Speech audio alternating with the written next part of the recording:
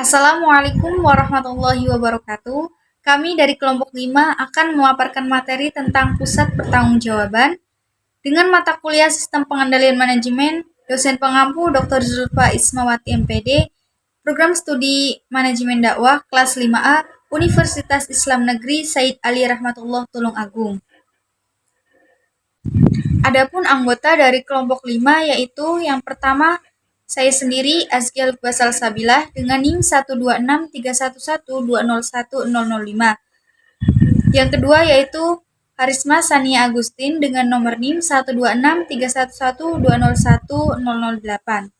Yang ketiga yaitu Farah Nailul Muna dengan NIM 12631120209. Adapun topik yang akan dibahas yaitu yang pertama pusat pertanggungjawaban, yang kedua pusat pendapatan, yang ketiga pusat beban, yang keempat administrasi dan pendukung, yang kelima pusat penelitian dan pengembangan, dan yang keenam yaitu pusat pemasaran.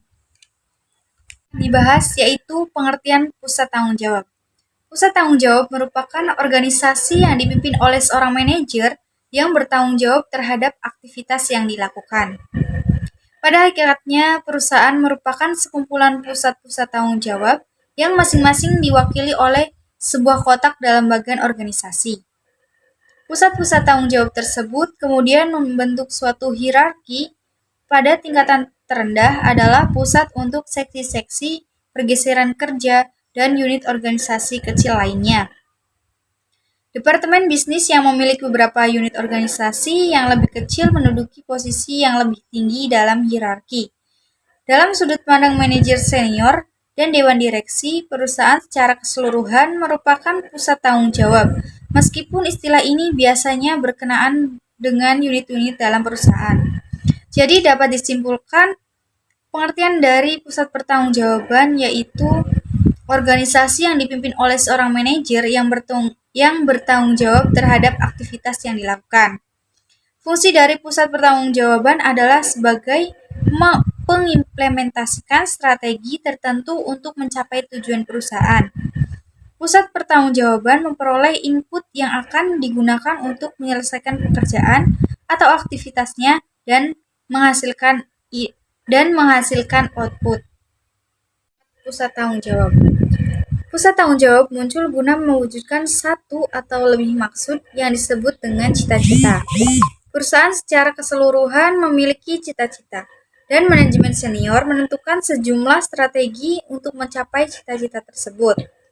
Fungsi dari berbagai pusat tanggung jawab dalam perusahaan adalah untuk mengimplementasikan strategi tersebut, karena setiap organisasi merupakan sekumpulan pusat tanggung jawab. Maka, jika setiap pusat tanggung jawab telah memenuhi tujuannya, maka cita-cita organisasi tersebut juga telah tercapai. Selanjutnya yaitu hubungan antara input dan output. Manajemen bertanggung jawab untuk memastikan hubungan yang optimal antara input dan output. Di sejumlah pusat tanggung jawab, hubungan itu bersifat timbal balik dan langsung. Misalnya, seperti di departemen produksi, akan tetapi dalam sejumlah situasi, input tidak secara langsung berkaitan dengan output yang dihasilkan. Selanjutnya yaitu mengukur input dan output. Nilai uang dari input tertentu biasanya dihitung dengan mengalihkan kuantitas fisik dengan harga per unit, yaitu jumlah jam kerja dikalikan dengan tarif per jamnya. Lebih mudah untuk mengukur biaya input daripada untuk menghitung nilai output. Tidak ada tolak ukur untuk mengukur output, bahkan organisasi-organisasi tidak berupaya untuk mengukur output dari masing-masing pusat tanggung jawab. Selanjutnya yaitu efisiensi dan efektivitas. Konsep input, output, dan biaya bisa digunakan untuk menjelaskan makna dari efisiensi dan efektivitas, yang merupakan dua kriteria di mana kinerja pusat pertanggungjawaban dinilai. Efisiensi adalah rasio output terhadap input, atau jumlah output per unit input. Mengukur efisiensi adalah dengan membandingkan output dari pusat tanggung jawab yang satu dengan pusat tanggung jawab lainnya. Sedangkan efektivitas ditentukan oleh hubungan antara output yang dihasilkan oleh suatu pusat tanggung jawab dengan tujuannya. Semakin besar output yang dikontribusikan terhadap tujuan, maka semakin efektiflah unit tersebut. Efisiensi dan efektivitas berkaitan satu sama lain. Setiap pusat tanggung jawab harus efektif dan efisien, di mana organisasi harus mencapai tujuannya dengan cara yang optimal. Suatu pusat tanggung jawab yang menjalankan tugasnya dengan konsumsi terendah atas sumber daya mungkin akan efisien, tetapi jika output yang dihasilkannya gagal dalam memberikan kontribusi yang memadai pada pencapaian cita-cita organisasi, maka pusat tanggung jawab tersebut tidaklah efektif. Jadi secara ringkas, suatu pusat tanggung jawab akan bersifat efisien jika melakukan sesuatu dengan tepat, dan akan bersifat efektif jika melakukan hal-hal yang tepat. Yaitu peranan laba. Tujuan utama dari setiap perusahaan yang berorientasi pada laba adalah memperoleh laba yang memuaskan. Oleh karena itu, laba merupakan tolak ukur yang penting atas efektivitas. Jadi, dengan demikian, laba mengukur baik efektivitas maupun efisiensi.